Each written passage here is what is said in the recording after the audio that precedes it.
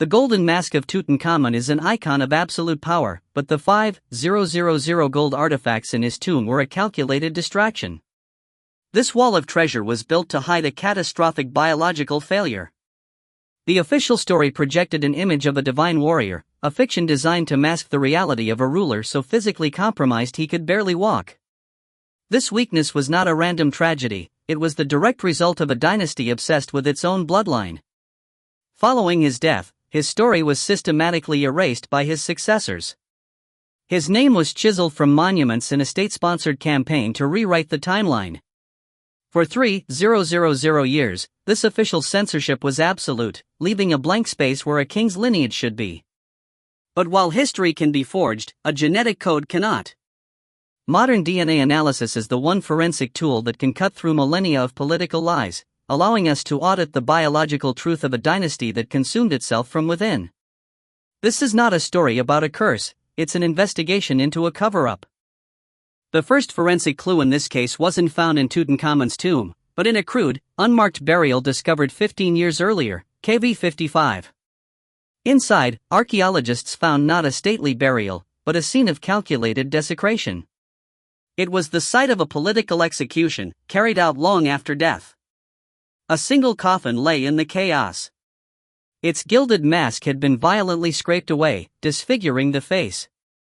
The royal cartouches, the inscribed names of the pharaoh, were gouged out with a chisel.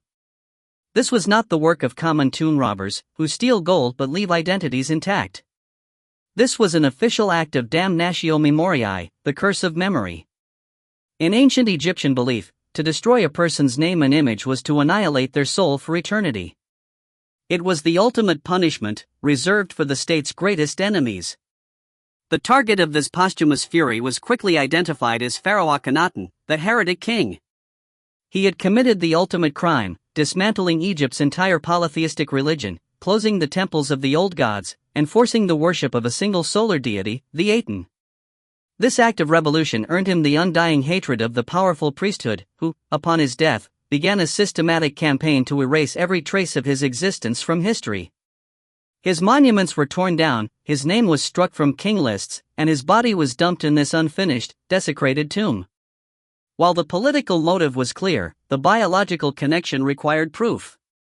Initial anthropological analysis compared the skeletal remains from KV 55 with Tutankhamun's mummy. The similarities were striking, particularly in the unique, elongated shape of the skull and the specific structure of the jaw. The verdict was clear: the desecrated remains in KV 55 belonged to Tutankhamun's father. The genetic audit now had its first confirmed subject. But identifying the father only opened a more complex line of inquiry. With Akhenaten confirmed, the investigation turned to the hundreds of unidentified female mummies, searching for the boy king's mother and the other half of this genetic puzzle. The search for Tutankhamun's mother led investigators back to a discovery made decades earlier. In 1898, archaeologist Victor Loret entered tomb KV 35, the resting place of Pharaoh Amenhotep II.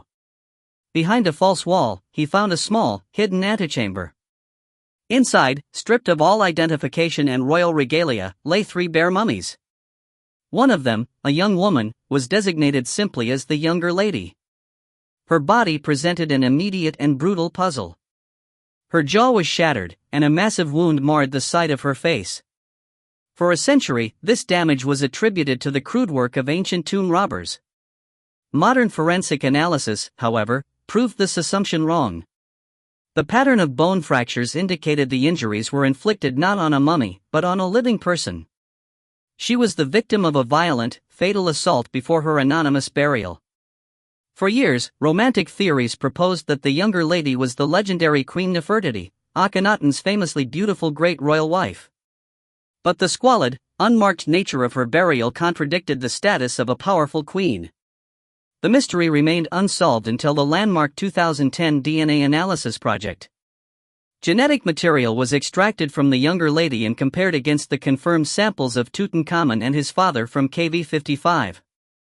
The first result was a direct match: the younger lady was unequivocally Tutankhamun's biological mother. But the second finding was the one that exposed the dynasty's fatal secret. When her DNA was compared to Akhenaten's, The analysis revealed they didn't just have a child together, they had the same parents. The man from KV 55 and the woman from KV 35 were full brother and sister. This was not a political marriage between cousins, it was the most extreme form of royal inbreeding. The pharaohs sought to preserve their divine blood, mimicking the unions of gods from their own mythology. In doing so, they had sealed their family's fate. This genetic union was not a strategy for power, it was a biological dead end, and the price would be paid by their son. The genetic verdict of incest had a brutal, physical consequence. For Tutankhamun, the price of his parents' union was a life of chronic pain and disability, a reality carefully hidden behind the golden mask and stone reliefs. The accumulation of identical, defective genes from both his mother and father did not produce a god, it produced a fragile boy whose body was collapsing from within. His magnificent tomb was not just a treasury but also a medical archive, documenting a life of physical suffering. The first clue was hiding in plain sight. Among the thousands of treasures, archaeologists catalogued 131 walking canes. For decades, these were dismissed as ceremonial symbols of a king's authority. But modern forensic examination revealed significant wear on the tips of many canes. They were not for show, they were orthopedic aids. Tutankhamun leaned on them for daily support, each step an effort. The sheer number suggests he had them stashed throughout his palace, never more than an arm's length from a crutch. CT scans and DNA analysis provided the diagnoses that made these canes necessary. He was born with a severe clubfoot, his left foot twisted inward. More critically, he suffered from Kolar disease, a rare and painful form of avascular necrosis that caused bone tissue in his foot to die from a lack of blood supply. His genetic code also revealed a compromised immune system, leaving him vulnerable to repeated bouts of malaria. DNA from the most severe strain of the parasite was found in his system. He was not a warrior king, he was a patient, constantly battling infection and debilitating pain. This physical reality makes the official propaganda found in his tomb a cynical fiction. The walls are covered with images of Tutankhamun as a heroic archer, charging into battle on swift war chariots. 6 of these chariots were even buried with him. But a man with a clubfoot and necrotic bone disease could never have balanced on a speeding, bouncing platform. He likely could not even stand unassisted for long. The heroic imagery was a carefully constructed lie, a necessary illusion to project strength for a ruler who possessed none. The entire state apparatus was complicit in hiding the fact that their god-king was a cripple. The death of the physically broken Tutankhamun created a power vacuum, and his successors moved with ruthless efficiency. They didn't just inherit his throne, they launched a systematic campaign to erase him, his father, and the entire Amarna dynasty from existence. This was a political cleansing on an unprecedented scale, an active forgery of the historical record. The operation was spearheaded by his own general, Horemheb, and aggressively continued by the Ramesside pharaohs who followed. They implemented a state-sponsored damnatio memoriae, a condemnation of memory. Across Egypt, teams of workers were dispatched to chisel Tutankhamun's cartouche from temple walls, statues, and official stelae. On the definitive king lists compiled for later pharaohs at Abydos and Saqqara, his reign is simply omitted, jumping from his grandfather to Horemheb as if he never existed.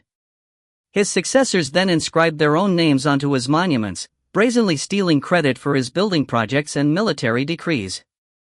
This wasn't passive forgetting, it was an organized effort to retroactively delete a king from the timeline. The burial itself provides forensic evidence of this political turmoil. It was a rushed, chaotic affair.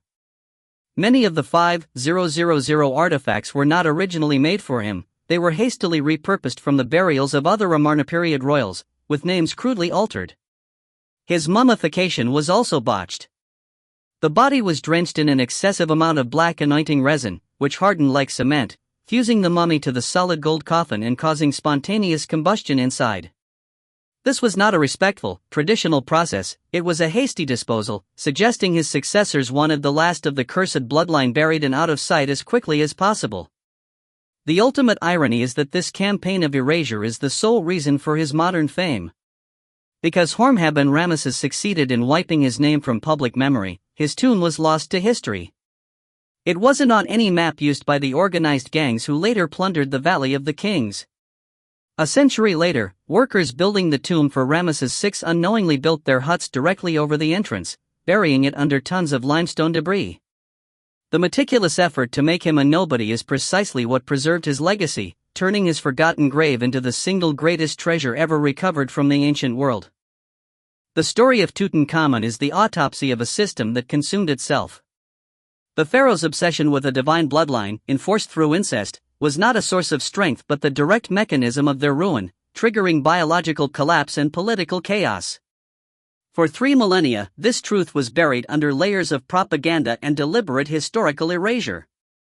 But while monuments can be defaced and records forged, a genetic signature is absolute. Modern science acts as the final forensic auditor, exposing the lies that propped up an empire. The genetic code is the one historical witness that cannot be silenced, and its testimony is only beginning.